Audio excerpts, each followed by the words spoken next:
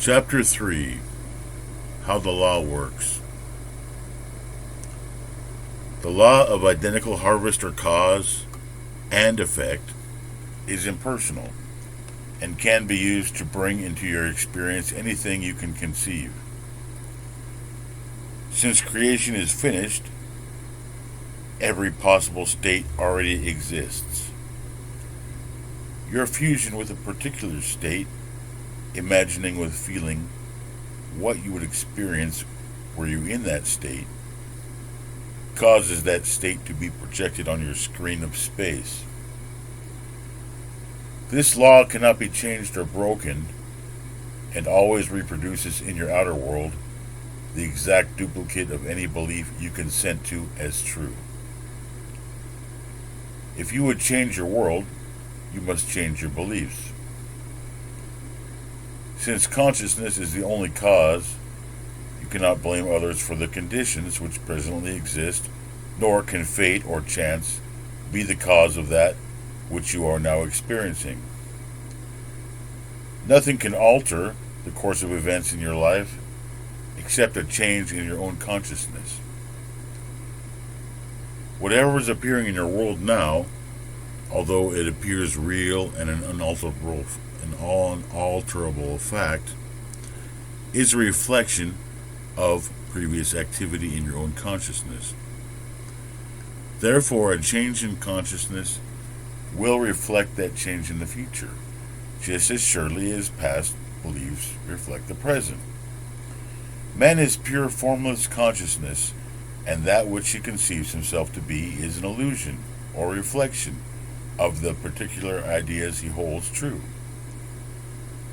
These illusions exist only so long as man focuses his attention upon them and gives them life. The conscious mind forms beliefs and opinions from the evidence of the senses or the perceived outer world. The creative power within each of us accepts as true that which the conscious mind impresses upon it. Your creative power takes those ideas which are thought of with feeling, and projects them in your outer world. It is important to remember that not all thoughts are creative.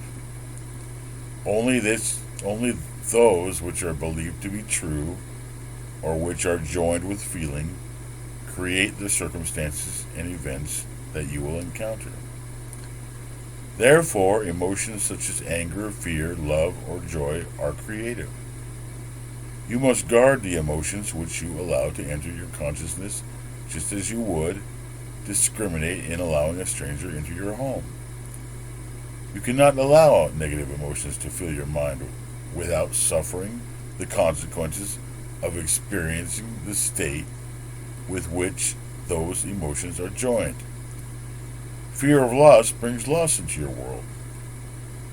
You could take every outward precaution to guard against loss, but if you fear loss, you will almost certainly experience it in your affairs.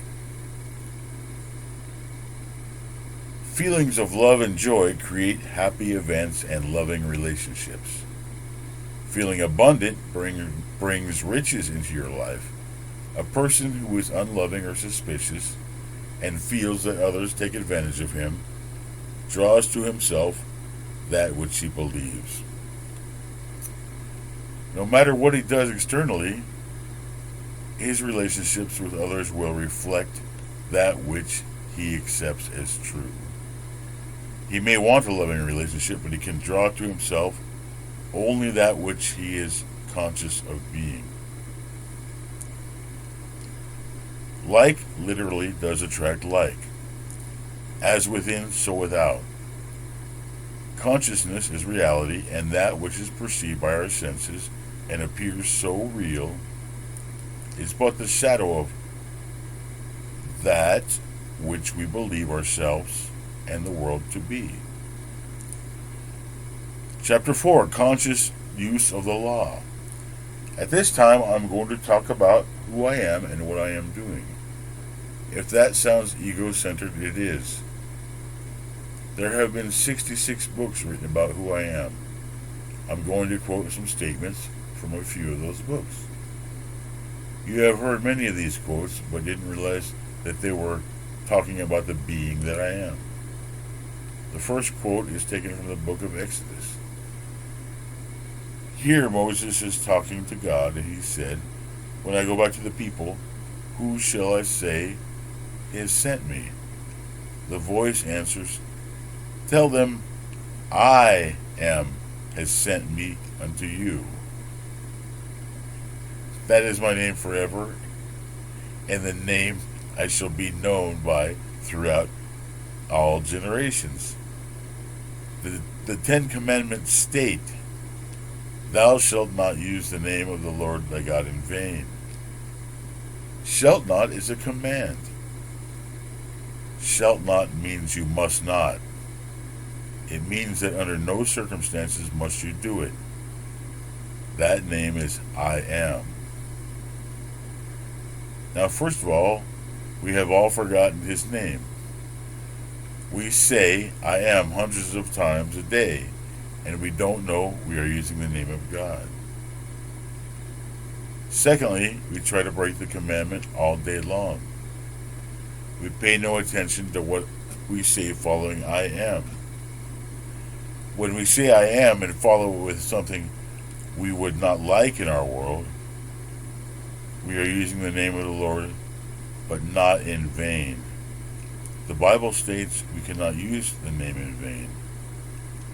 Nothing we say preceded by I am is in vain. That's his name. It is God himself, and because it is God, it is creative. God gave us himself. He is I am, and that is who I am. I can never forget that I am. I may forget who I am or where I am, but I can never forget that I exist.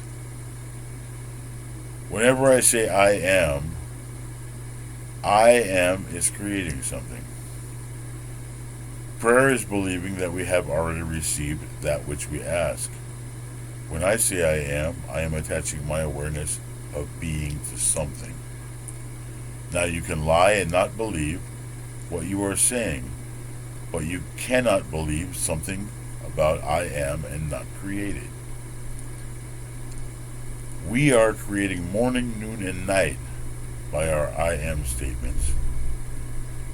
If you say I don't feel well and you believe it, you are perpetuating illness in your life.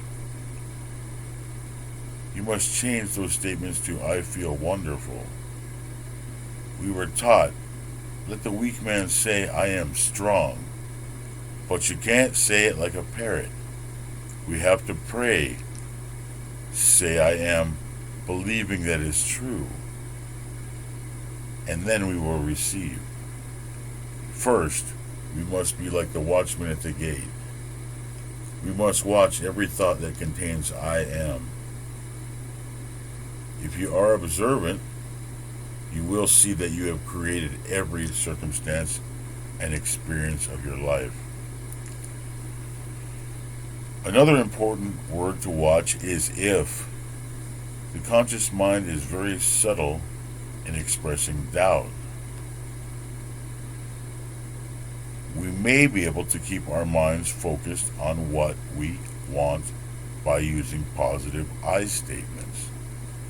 If we are not careful, we may let a little if sneak in without recognizing its implication.